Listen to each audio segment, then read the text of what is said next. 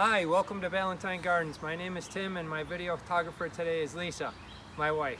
We're here today to just talk a little bit about some new plants, some new perennials. It's been a fantastic season. The weather, although dry, has been really great and things are really growing good. So we know a lot of folks are having a good time out in the garden and we're here today to just show you some new ideas. First of all, I want to take a second and Lisa pan over.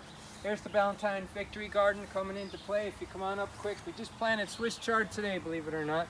And this is bright light Swiss chard, and if you look in here, see the bright vibrant colors, the pinks and the gold that's going to be on the stems of this Swiss chard. This is a really good Swiss chard, full of antioxidants. We want to eat different colors when we eat our meals, and that's fairly important. And you can see tier 2 on our new seedlings coming into play. This great hot weather, one of the benefits of this hot weather, if you have a nice compost soil, and we do, and you get it seeded and you keep it moist, look at what's going to happen. These are our beautiful rows starting to come in. So just a little bit of things going on here with the Victory Garden, because we talked about this in our last video for our library. So today, come on over here and let's talk about plants, new plants in the garden, plants in general, some great perennials.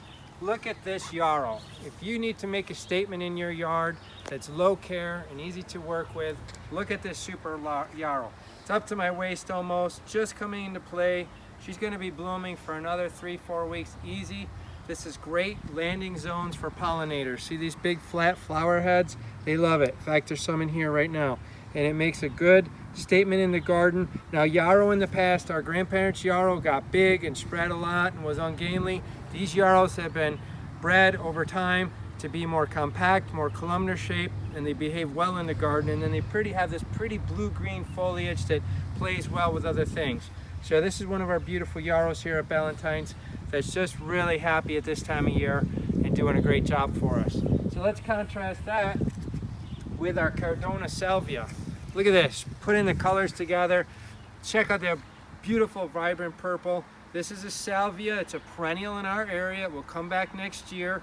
Again, these are things that stay more upright. We know that our clients and our customers wish for plants that are easy to maintain, and one of the traits that you look for in a plant that's easy to maintain is something that does not spread or run, because that's going to be trouble to contain. So think of these as gumdrops of color for your garden, put in different places, played back and forth with different types of textured foliages, different types of colors. Look at how vibrant and beautiful this purpley blue color is. Gorgeous for this time of year. So think that it blooms at a high time at the solstice. Last night was the summer solstice, the longest day of the season for daylight. Now think of that's when your salvias are going to really be beautiful in your garden. So this is Cardona, grown right here at Valentine Gardens. Lots of good flowers, great pollinator attractor, super to have in the garden. So let's just play for a minute and have a little fun. What if you've got a lot of plants in your garden and you say, oh, these are beautiful, but I've got these in my yard. How about these little guys? How about true miniature dwarf little hostas? Hostas that can be planted in a trug or a container. Hostas that could be put in a tiny little rock garden. Hostas that are just simply beautiful, easy, put a smile on your face, and extremely low care. Different types of foliages. Look at these flowers getting ready to bloom. Pollinators will come to these guys too, but we're buying these for their compact little source. These are true miniatures and they're unusual and different. We have a really cool, neat little selection. So if you have a little rock garden or if you have a little container, we have multiple containers at our home in Liverpool Village, just filled with different types of little miniature hostas with some annuals to give them some pop of color, but just a lot of fun. So keep these little guys in mind if you want a simple little project to work on, want to do it in an hour and have a little fun and say that you have a great little garden. You don't need to have a big yard. All you need is a porch, patio, or stoop to place this little guy out in the light. Okay, they're fun, little miniatures at Valentine's. So now too, what's coming into bloom is sedums. Sedums are another basic backbone perennial group, and these guys speak to our love of succulents. We know succulents are really popular as houseplants right now. They sell like crazy. They appeal to all different age groups, but these sedums are really the outdoor version of succulents because they're basically little to no care. They love this hot weather. They love the full sun. They don't require a lot of water. They don't require much or any maintenance. You just plant them, give them a little drink, and kind of let them go. So this one is one that's got 3 different kinds of sedums all planted in the same pot. So if you can't make up your mind, this one gives you like a little sampler of all the different sedums, and you can see this gold is coming into bloom right now. Lots of color. Great if you have a spot along the driveway or a trouble spot in your yard that's full sun. Remember, we're not planting these in the shade. Full sun, and you just want a pop of a plant growing back there, but you don't want to have something that you got to worry about. Slam dunk with a sedum. It always is. They work great. Many different styles and choices. So let's come around to the front here and let's talk about pollinators, because pollinators continue to be one of the driving trends in gardens. And what we have made a pledge at Ballantyne's starting last year, really, and the year before as well, but really last year, is to make sure that we have a good selection of plants for your pollinator garden. Because we know by the amount of questions that come our way, you guys care and you love your pollinators, and it's really, really, really important. However, the wind knocked me over. But what we need to do is we're just not seeing a lot of bees. And I know that you say, oh, well, you're in the plant business, you tell people to plant plants. Well, that's true. Pick up any new article about pollinators, and one of the things that they say we as homeowners can do is to plant more plants in our yard. Just make sure that we've got these landing zones in between all the new asphalt and all the new roads and the construction going on. We've got to have habitat for these guys to live. So let's talk about that for a second. Butterfly weed right now is a very, very, very popular plant. This is ice belay. So this is going to be a white butterfly weed. And notice how the stems are very straight and upright. And this is last year's plant right here. See these brown stems? And this is how it died back. This is a very hardy plant for our area. These butterfly weeds will all do great in your yard. Full sun to a partial shade. This was cut back last year at about 2 inches tall and shoot up. And then you can see you're going to have these beautiful white flat flowers, which are great landing zones for pollinators. So these are great things to have in our yard. This is cool. You say, oh, I'm not really fond of white. Well, I'll say, how about pink? Here's the swamp milkweed. This is a beautiful butterfly weed as well. Notice this dark pink color. Awesome again. Easy, low care, lots of fun, and simple and important to have in our garden. Now let's talk about another butterfly weed. This is tuberosa. So the difference between that, notice, this is butterfly weed, this is butterfly weed. It's kind of confusing which ones are which. Tuberosa is more of a rounded, bushy plant.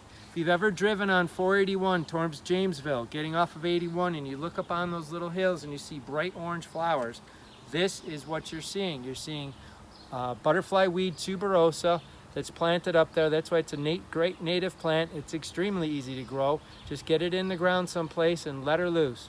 Full sun to a tiny bit of shade. Bright orange flowers, beautiful, easy plant to grow, very important to have in our yard.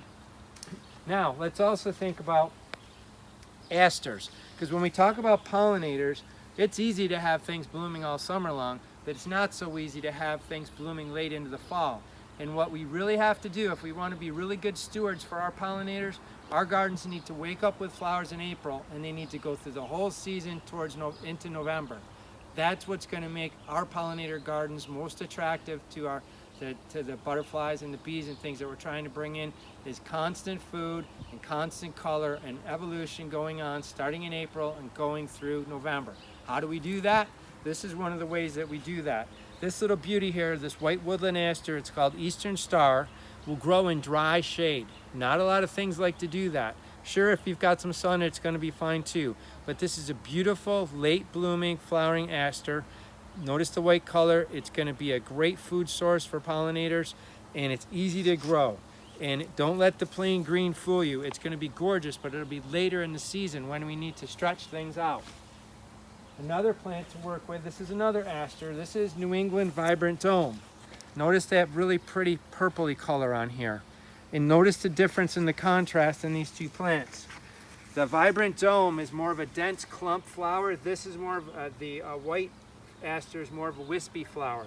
Both are great and both are important in your garden, but this one here is just, if you have a more neater garden or you're trying to keep a more neater look but still you care about the pollinators, this is the plant for you. This New England Vibrant Dome aster, you've got a great color, so it blends with many of the color choices, but it's also dense and full, and it'll give us a great show for pollinators. So keep that one in mind as well. Now, another plant that works good in the fall, and this is just fun overall. This is Red Riding Hood. It's an anemone. See that beautiful flower? Now keep it in mind, when you go into a garden center and you're picking out flowers for fall, chances are they're just going to be plain green plants, just like all these are right now, because they're going to give you the show late in the season. So they're just kind of growing now, they're just taking off, but they're not going to have flowers on them. So you're not going to go in expecting to see all these beautiful flowering plants that are going to work for you late in the season. You're going to see plain green flowers. That's why the tags are important. Red Riding Hood is gorgeous. We've had it in our garden for many, many seasons, and she's beautiful, she's contained, and she's easy to grow. So you see, we're building a series of plants that are going to flower late in the fall, and even early fall too, to just make our garden have continual bloom and stretch that flowering season late into the fall. Another one that I want to talk to you about today, this is Helenopsis. This particular one is Bleeding Hearts, and this is cool. Pretty new plant for us. It's also called oxeye. Look at that great color. The stems are like a burgundy, dark purple color, and it's just got a gorgeous, it's kind of like a sunflowery type flower, but it's zone 3. It's really easy to grow. Red eyes with a beautiful orange petal. Beautiful. Each flower is kind of unique in how it grows. So this is a cool one to plant. Again, we're stretching the garden later into the summer with these groups of plants. But let's say we want to have something going on right now, or you're going to have a party in July and you want to have things looking cool. Look at this beautiful little bee balm. Again, grandma's bee balm might be in your yard, in the neighbor's yard, and just be running all over the place. The new bee balms do not. They're this grouping, clumping plant that's easy to maintain. Again, this nice tight columnar shape, and as she expands, she'll just expand marginally. This one is just coming into bloom. Here's a month of flowers for you. Easy, nice color, beautiful. It's that, again, pinky purple color. Works great, easy to maintain. Now, I want to show you about a new one. This is Rose Marble. This is a new salvia that we grew here at Ballantyne's. Gorgeous. Zone 4 through 9, so it's plenty hardy. Look at this color again. Just good straight color. Again, we're looking to keep our clients happy. Clumping perennials that have lots of color, that are easy to care for. This sure fits the bill. If this blooms spring through autumn. Spring through autumn. This is a way to have color in your yard with not a lot of extra care. Gorgeous, gorgeous plant. And last but not least, I want to show you a couple new daisies. This is a miniature daisy, a short daisy. So again, sometimes the issues with daisies have been, oh, they just get out of hand. They're too big, too full. This little guy here is called Adorable. Here's the color, just starting to come into flower. She is a really short plant. See how short these stems are? 6 inches with a flower spike on top.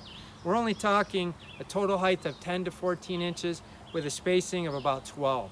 Perfect, perfect, perfect to just put in the garden to extend our bloom pattern, have a nice flat landing pad for our pollinators, and lots of color. There's probably 10 blooms on this plant ready to grow.